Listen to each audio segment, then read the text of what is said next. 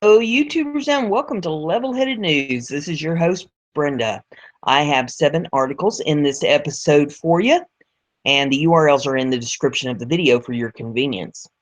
I would also like to take this opportunity to remind you that it is Friday, and at 8 p.m. Eastern Time, I plan to do the Weekend Review show. I don't know exactly what I'll come up with, but these articles and see if I can't find something to do some commenting on. Plenty of news this week to go on. For you in this episode is off of KSTP.com. The Access protest camp cleared after police arrest 57. There's some video in this if you want to pull it up to view that for yourself. And I'm waiting for the hamster to catch up here.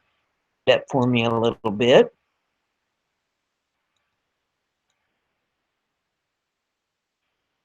I'm waiting for the hamster. I see the wheel is spinning, so I know he's running.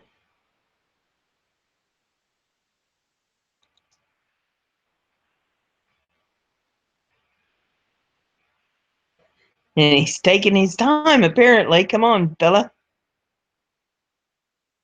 The program here.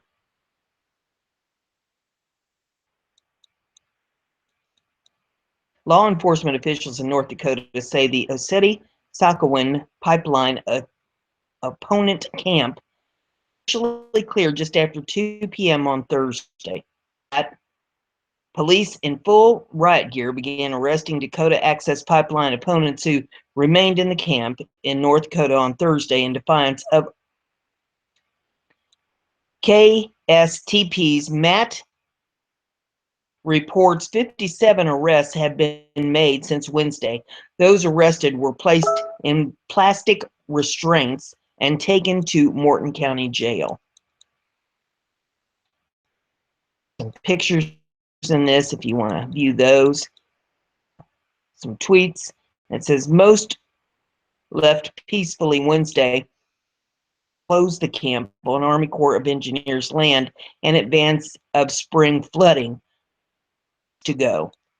18 National Guardsmen and dozens of law officers entered the camp from 2 directions shortly before midday Thursday, along with several law enforcement and military vehicles. A helicopter and airplane flew overhead. Archers then began arresting people, vans to take to jail. The rest wasn't immediately known. And shortly after, authorities said Corps officials, camp leaders, they didn't divulge the outcome of those talks. The camp, known as Oseti-Sakowin Standing Rock Indian Reservation, has since August been the main site for demonstrators trying to thwart construction of the final section of the $3.8 billion pipeline. The Standing Rock Sioux and Cheyenne River Sioux downstream say Dakota Access threatens and cultural sites. Dallas-based pipeline developer Energy Transfer Partners disputes that. The pipeline will carry oil through the Dakotas and Iowa, Illinois. Also had a SWAT vehicle on hand Thursday in case of what Highway Patrol Lieutenant Tom Iverson described as the worst-case SWAT scenario, an armed person barricading themselves in a structure in the camp. Elders have told police to resort to drastic measures to stay in the camp, Iverson said. Sentiments have by protesters on social media, Iverson said. We can to avoid that kind of situation, he said. We don't want flashpoint, but at some point, enough is enough. The camp was home to thousands of protesters. Governor Doug Burgum Wednesday night that 50 people remained in the camp. Police early Thursday said an additional 15 crossed a frozen river and entered the camp on foot.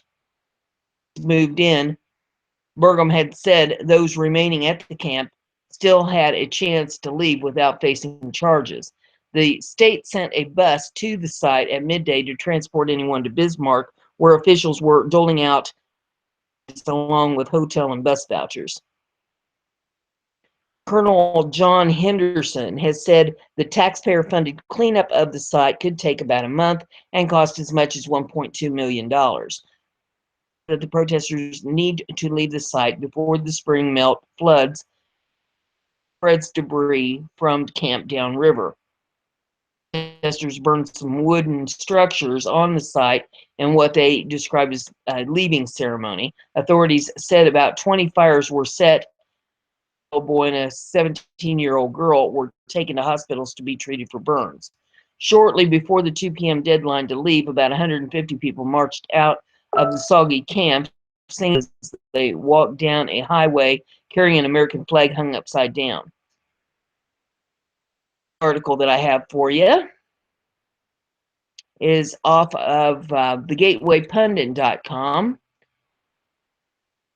Hamster to get it up here for us. Military vehicles, bulldozers, and heavily armed police remove protesters. Waiting for the hamster to scroll it. I just work him so hard.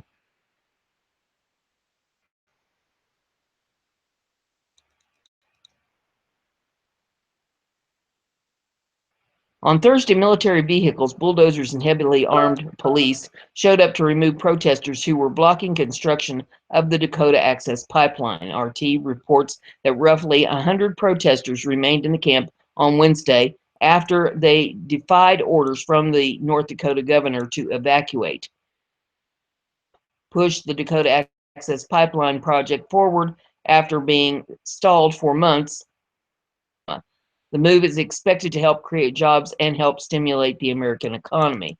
And there's some video in this if you want to pull it up and take a look at that. I'm trying to get this to scroll up here past that. And there's some photos in this as well.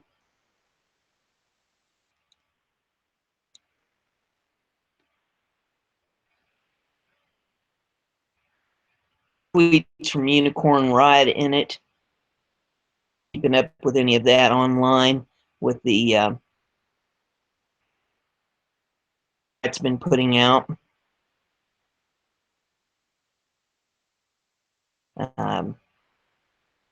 Says live about 5 or 6 Humvees in camp. People said earlier they would get arrested in passive resistance, and they had a live stream going on that. Take a look at any of that. It's right there in that article for you to view. The next one that I have here is off of KTVB.com about the situation in Oregon from the Oregon standoff that a little over a year ago. It says after $2 million in damage, Malheur Refuge set to reopen. In Oregon, it's been more than a year since a group of armed occupiers took over Malheur National Wildlife Refuge, causing millions of dollars in damages to buildings and land. I'd like to know how they came up with that, but okay. It says now the federal facility is gearing up to reopen its doors and return to life in a small center for wildlife viewing on the edge of an avian-filled floodplain in rural eastern Oregon. The refuge headquarters and visitor center is set to reopen this spring, although an exact date has not yet been set, according to Jason Holm, spokesman for the Pacific Region Service. Roads to the refuge have already reopened, and since last summer, employees have been working out of portable offices. Due to a trial for 7 of the occupiers that began on February the 14th, employees were unable to discuss the occupation or efforts to reopen. Many of them are testifying in federal court about the events that took place between January the 1st and February the 11th of 2016. A separate trial in October of 2016, 7 other occupiers, including leaders Ammon and Ryan Bundy, were acquitted by a jury. Ammon and Ryan Bundy remain in federal custody as they also face charges related to a standoff in Nevada. They don't want impact the trial, Holmes said. There is a link here for background on this. that to get more background if you're unaware of what's going on with all this. It says home described extensive damage to land and buildings that's been difficult to repair. The cleanup effort, everything from deep cleaning, painting, with some sewage flooding, several trenches that were dug, as well as needed through and filled in. The entire refuge is essentially an archaeological site where precautions, and there's a slideshow if you want to take a look at that. Nothing really in the slideshow that would cost a couple $1 million. About maybe an hour's worth of work to pick up some stuff, and I see a hole in the wall that could have been patched pretty easily by me, and I'm not a very good do-it-yourselfer, but you know that. Couple mattresses on the floor. How long does it take to remove those, and how much damage could a couple mattresses do? Okay, I'll go on. The refuge was built in 1908 on top of a Burns archaeological site and burial ground before it was illegal to do so. Since then, the refuge has committed to preserving artifacts, cookware, and arrowheads. Occupiers opened boxes of artifacts in the headquarters building, and trenches were dug near other artifacts. The trench had human feces in it. Resorting to building and land cost, according to Holm, the National Wildlife Refuge didn't lose fees as its no-fee refuge. Costly was the effort to relocate relocate refuge employees during the occupation, and as a precaution, staff other remote federal refuges, U.S., with law enforcement. According to Holm, that combined effort cost another $4 million. Are you kidding me? I think we need Trump to negotiate this. Wow. Let me do that again. Even more costly was the effort to relocate refuge employees during the occupation, and as precaution, staff another remote federal refuge in the western U.S. with law enforcement. Well, first of all the militarized people that they had out there, they didn't need. It was ridiculous. I mean, you know, send Andy in and Barney with his one bullet. I mean, what the hell? All right.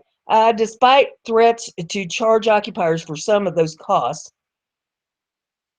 the $6 million bill will be paid by siphoning off other fish and wildlife programs, such as restoration efforts, maintenance projects, and hiring seasonal workers.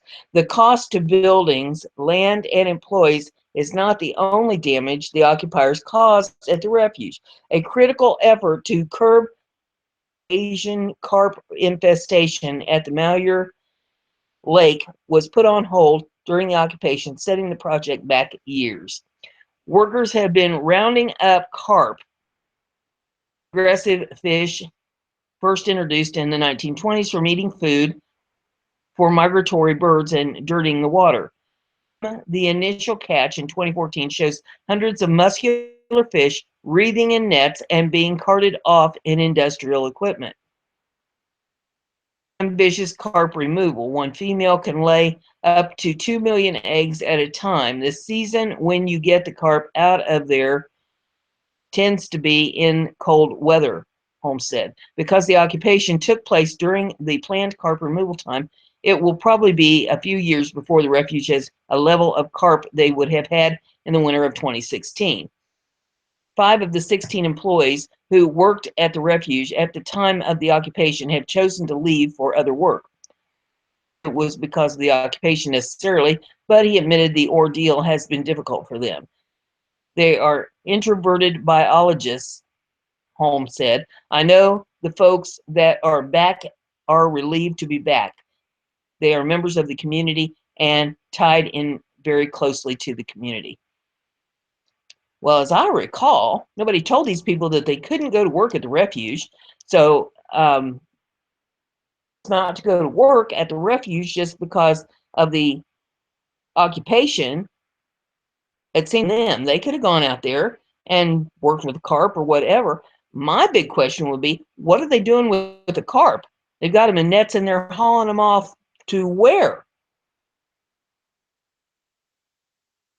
These people are supposed to be protecting the wildlife, and yet they're pulling the carp out of the river because of the migratory birds.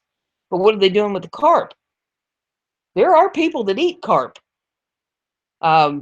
These could be put to good use. The next article that we have here is off of WND.com. It says, lose battle over U.S. mega mosque. And we'll get it to scroll up. Well, maybe just a little bit too much.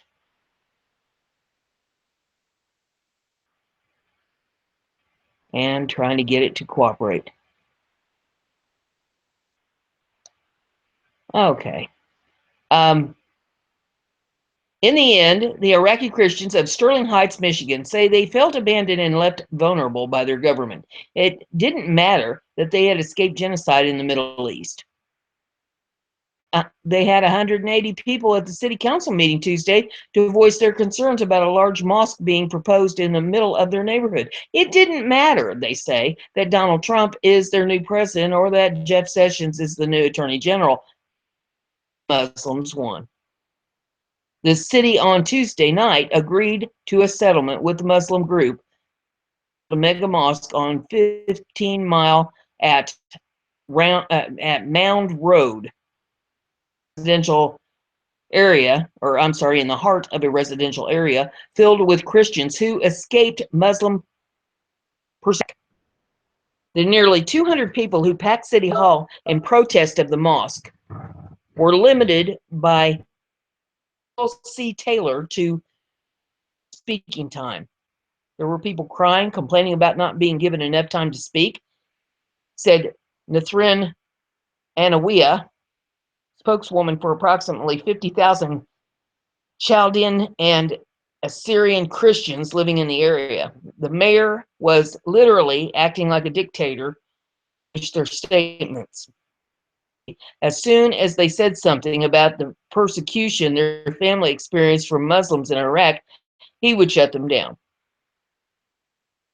Her own great-grandfather was crucified by Muslims in Iraq because he refused a large gold cross he wore around his neck, to the U.S. in 1989 when she was 6 years old. The statement, or I'm sorry, according to the settlement deal, the city of Sterling Heights will grant the American Islamic Community Center a 20,800 square foot mosque and will send city employees to classes teaching them how not to discriminate against Muslims in the future. The City Planning Commission had denied the mosque permit in September of 2015, but nearly a year later, the mosque sued the city, claiming discrimination. In December of 2016, the U.S. Department of Justice joined in with similar, claiming that the city violated the Religious Land Use and Institutional Persons Act, LU. The RLUIPA was passed by Congress in 2000 to discourage cities and towns from discriminating against houses of worship in zoning decisions. Was increasingly used under the Obama administration to bully local governments into accepting controversial mosque projects. The ICC mosque is made up of Shiite Muslims predominantly from Yemen, Iran, and Iraq, currently headquartered in neighboring. Residents who attend the meeting said that it was tightly controlled by Mayor Taylor. At one point,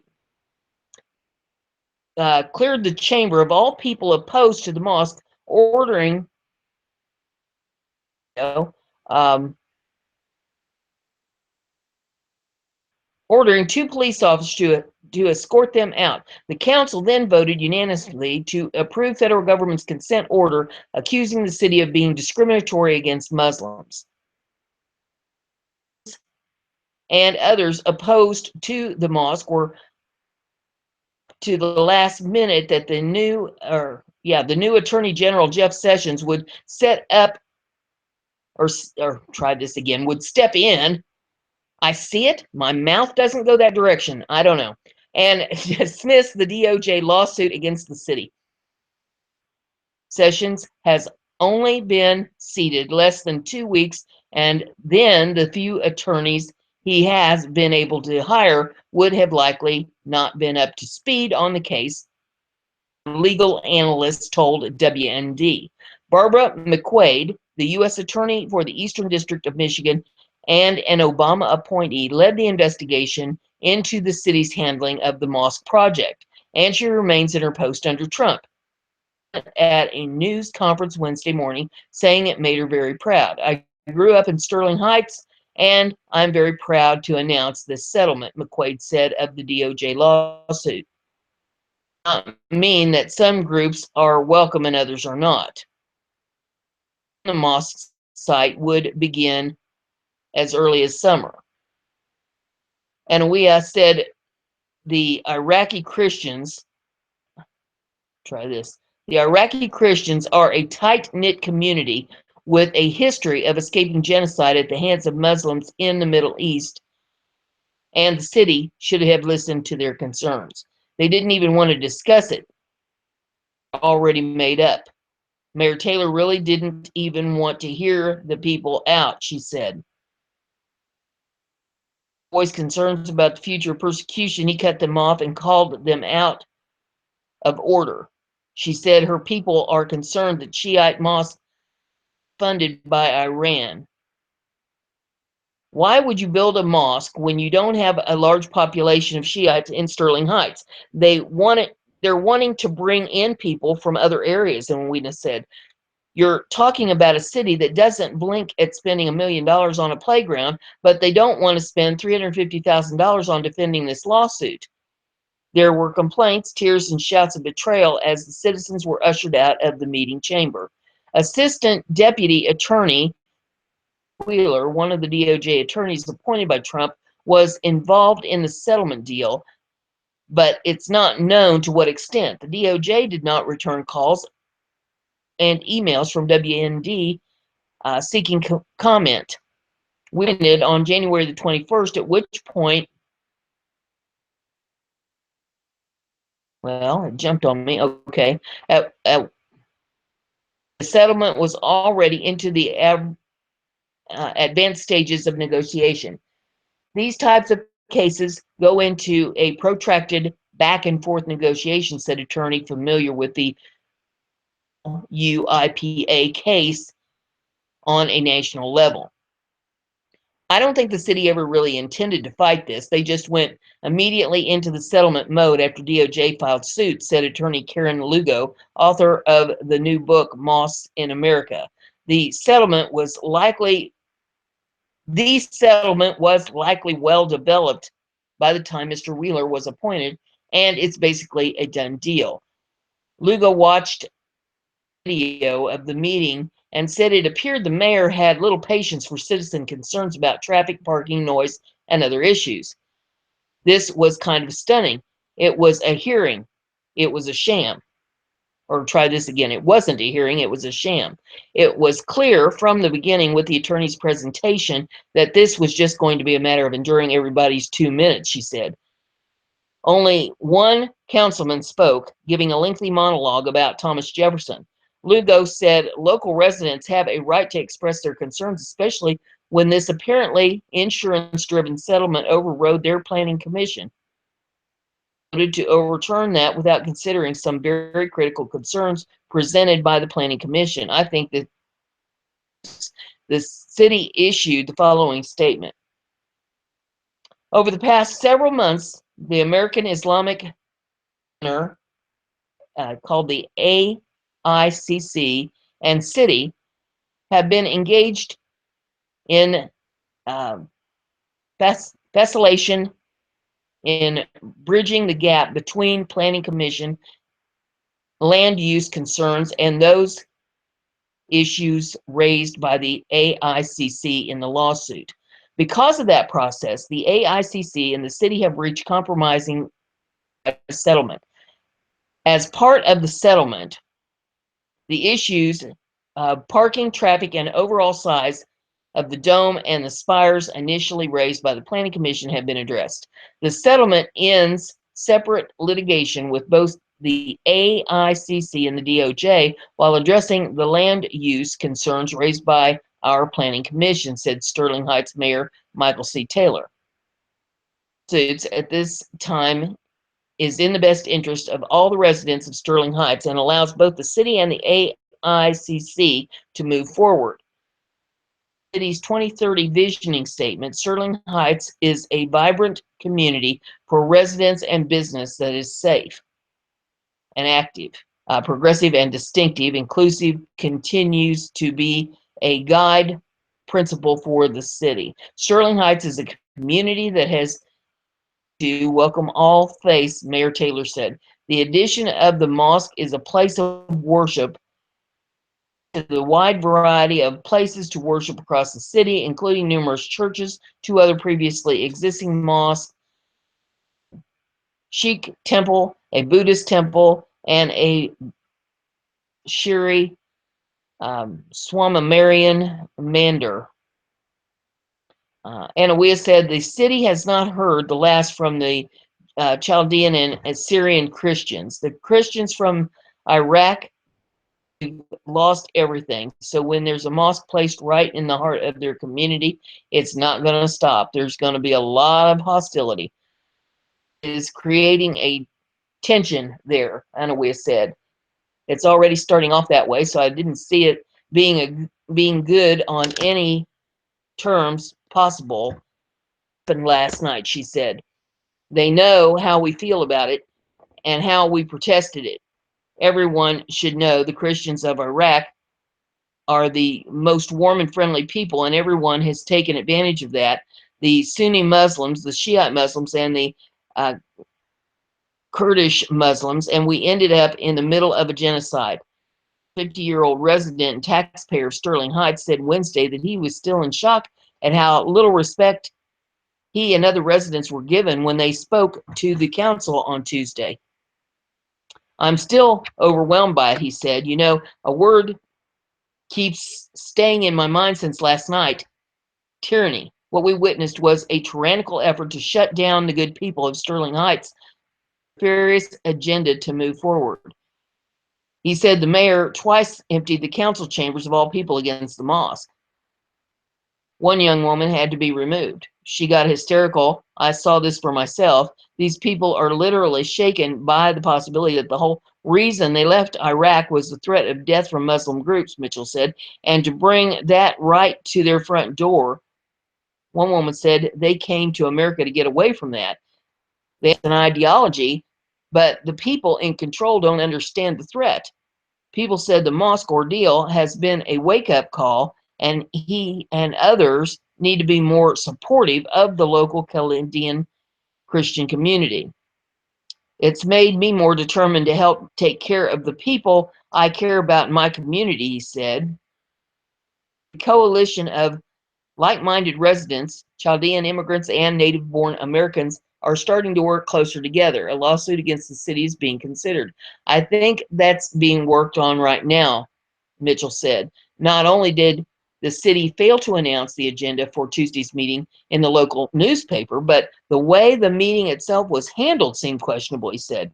We are a working class community, very family oriented, but I feel that a lot of information about what's really happening with the consent decree was left out of the presentation.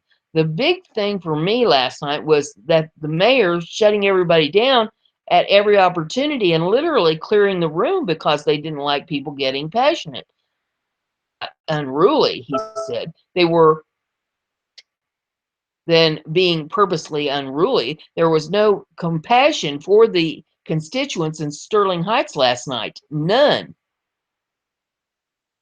happened last night did more to mobilize the community into a more cohesive unit to change what's going on in this city. I saw people from different neighborhoods and communities coming together in a common cause to make a change, and I'm hoping this stuff starts spilling over into the whole county. But Sterling Heights is ground zero in this struggle. Anawea said Chaldean immigrants will be more likely now to become active in the wake of the mosque battle, now personal for them. Freedom of speech? What freedom of speech? And the second they started to talk about their culture and their history, they were told to sit down. And if they didn't sit down, Taylor had them escorted out by the police, she said. Literally escaped from genocide in Iraq. Some were escorted out in tears. I'm surprised he handled it this way. Why would you want to upset a large minority? Even if they never voted in the last 20 years, they will vote now. Word is spreading and going viral, and they are going to vote and probably vote out the entire council, and I will help them do it. The mayor, we're going to probably go after him, said Anawea. It was a very sad day yesterday.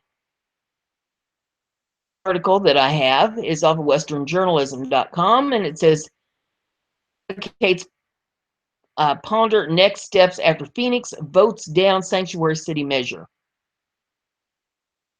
Citing Arizona's 2010 immigration law, SB 1070, the Phoenix Council shot down a measure that would have turned the state's capital into a sanctuary city. Although portions of SB 1070 were struck down by the Supreme Court in 2012, the provisions that prevents any jurisdiction within the state from harboring illegal aliens remains in effect. The measure failed on a 7-2 vote Wednesday after a heated debate, facing possible backlash from additional jeopardizing millions in federal funds. Stanton, a Democrat, made the motion to deny the request, although he said he opposes President Donald Trump's policies.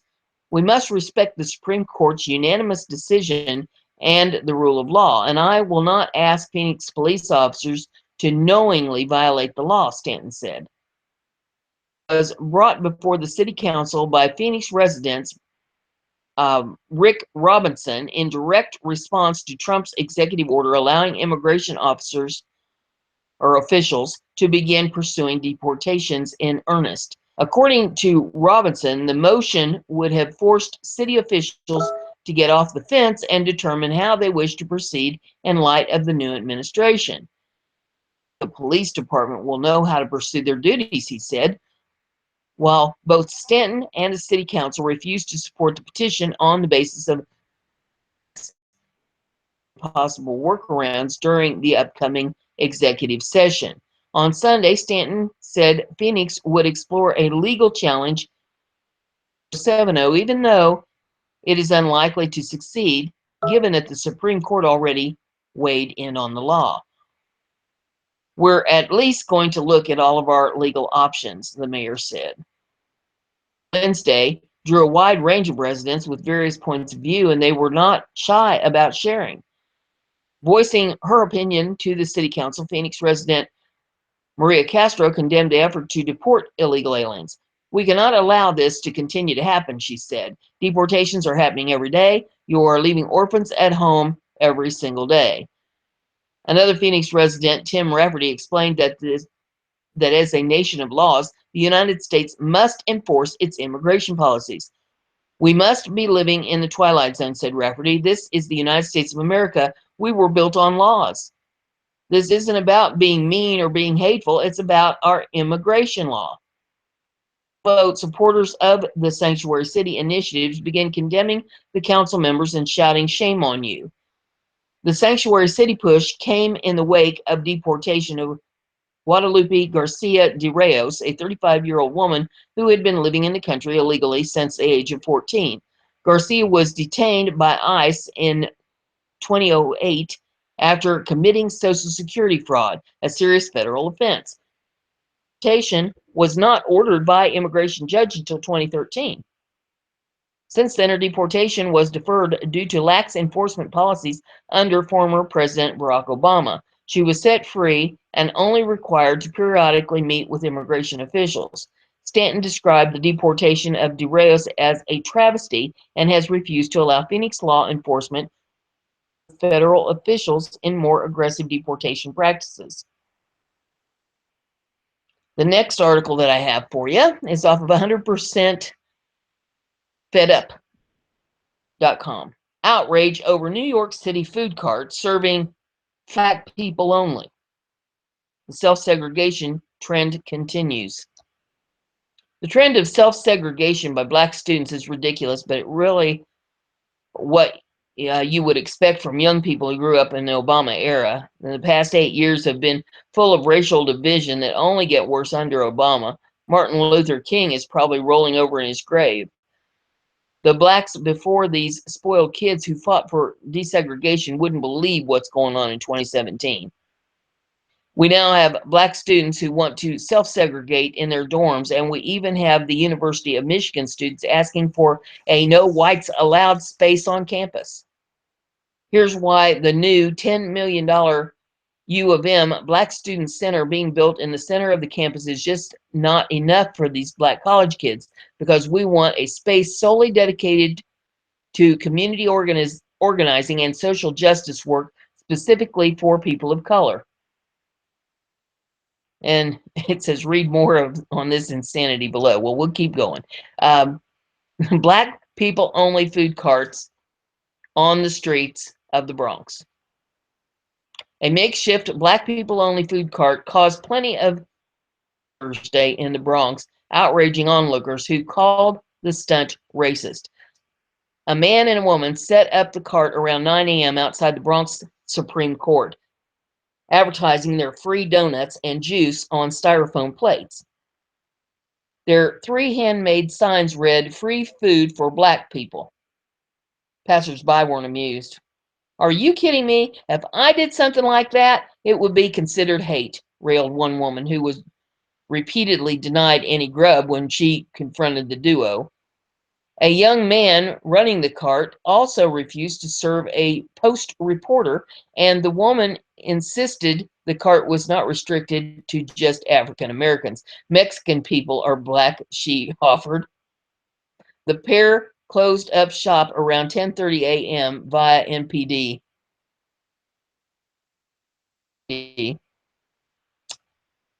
Oh my goodness. It says, what is it with the self-segregation going on lately? A student activist group at the University of Michigan is demanding campus officials provide them with a permanent designated space on Central Campus for Black students and students of color to organize and do social justice work. The demand is one of several lodged by Students for Justice, who this month ratcheted up campus demonstrations to pressure administration to cave, complaining in a newly launched petition that President Mark Shishel has snubbed their demands. The clamor for a segregated space for students of color to organize social justice efforts comes even as the public university builds a $10 million center for Black students in the center of the campus. Explain why the new Black Student Center is not enough, because we want a space solely dedicated to community organizing and social justice work specifically for people of color. We want documentation of past, current, and future student activism, and this should be permanent space, has resources for students to organize and share resources, the demand letter states. And you can click a link to read more about this if you so desire to read more on this insanity. It's called The College Fix. Wow. Can't make this stuff up. You think this is years of fluoride in the water? What in the hell? Okay, the next article here is off Natural News, and I did story on this yesterday about Mike Adams and how he's being gone after. So, we'll see what he's got to say on this today. It says, breaking: Mike Adams and Alex Jones taken down by Google, CIA prior to big event. Trump needs to be aware. Okay. Late last night, I recorded an emergency interview with Dave Hodges of the Common Sense Show. In that 45-minute interview, I revealed why I think the Google CIA takedown of InfoWars and Natural News is a prelude to a massive event being planned to take out President Trump. This morning, Hodges posted the following story at this original link on his website. So you can click that and go to that link if you want to check that out. It says, I have added one clarification note, but the rest is all original from Dave Hodges. The censorship of the independent media has begun in earnest by Jeff Bezos and Google. On my last radio show on 12/19, Mike Adams revealed that he was contacted and was told, we will pay you $50,000 to provide us with damaging information against Alex Jones. If you do not help us, we will destroy you. In a private message on February the 22nd of 2017, Mike Adams reached out to me and informed me that Google's search engines have removed 140,000 pages of content from Natural News, which is naturalnews.com. If the reader puts Natural News in the Google search engine, it comes back as natural.news. This is Mike's backup site, which is a shell of his original site. Given the time proximity between the attempt to blackmail Mike Adams and Google's takedown of one of the biggest websites in the independent media, it is too suspicious to be considered to be a mere coincidence. It's clear just from the circumstantial evidence that entities representing Google tried to blackmail Mike Adams into providing damaging information about Alex Jones, and then when Mike did not respond, they took him down. In the same time frame, Alex Jones lost $3 million in Google advertising revenue, which serves to validate the Mike Adams claim that he was indeed blackmailed in an attempt to destroy Alex Jones. Note from Adams says, this was an ad roll decision against InfoWars, and an ad roll is closely associated with Google.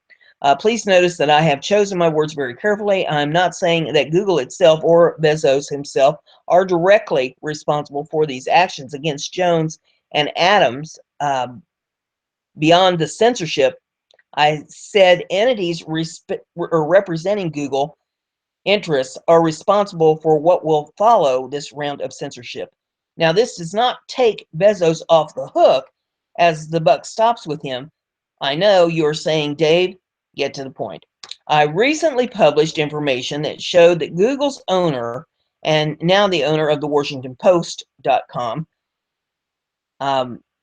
had entered into a $600 million deal with the CIA and indirectly with 16 other intelligence agencies. In my opinion, and in the opinion of my sources who have done business at this level, Mike Adams and Alex Jones are both victims of a CIA hit orchestrated in conjunction with Deep State, and in this instance, that would be the Washington Post.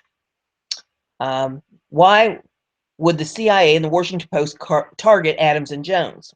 Many will think, for example, that Adams was targeted because of his fine work in exposing the dangers associated with vaccines, which is big business for many of the elite.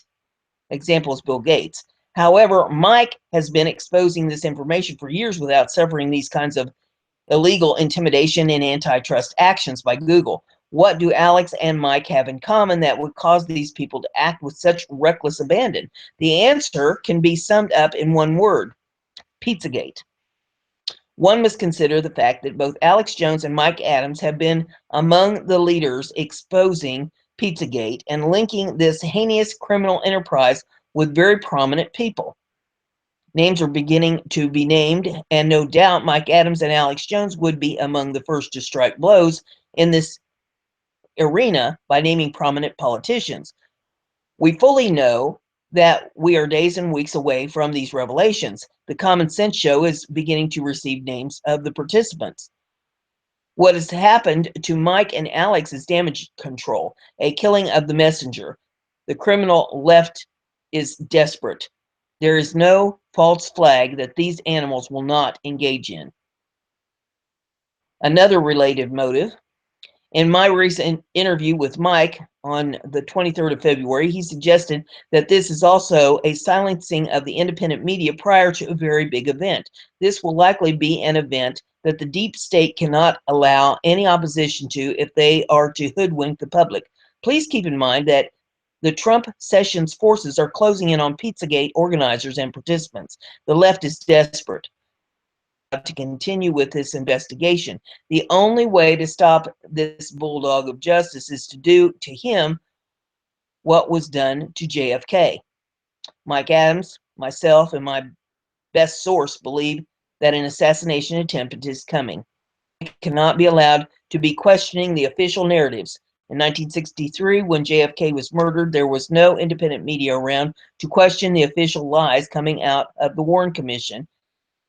In 2017, the deep state cannot allow any form of independent media to ask questions and cast doubt upon the lies that will be fed to the American people because, as we can anticipate, Trump's assassination will be the old familiar theme of a lone nut who has a diary stating what he was going to do. And of course, just like Lee Harvey Oswald, he will be murdered himself to obscure the true nature of the false flag event. And recent actions by the CIA and Google serve to inhibit any Pizzagate prosecution at the highest levels of the corporate and political power. To ensure the investigation stop, the Trump administration must be neutered, and the best way to do that would be to cut the head off the snake, and that means to assassinate Donald Trump. This is their only play. Protest riots, incessant media lies have not derailed the Trump machine. We are witnessing the absolute desperation of the deep state, and Mike Adams and Alex Jones are caught up in the continued concealment of the heinous crimes of prominent people protected by the deep state. That more Google takedowns are coming. The answer for this is the general public to all open a website. It can be done for free. You do not have to write anything or possess any technical skills. Simply republish and credit the independent media sources on your site. Censorship of the truth will not be effective. America, the time to act is now. And there is the video of the interview with Mike Adams here if you want to listen to that. So that's all I have in this episode. If you like what I'm doing here, give it a thumbs up, share it on your social media so everybody gets to hear the news. And if you haven't subscribed, you'll stay informed. See you in the next episode.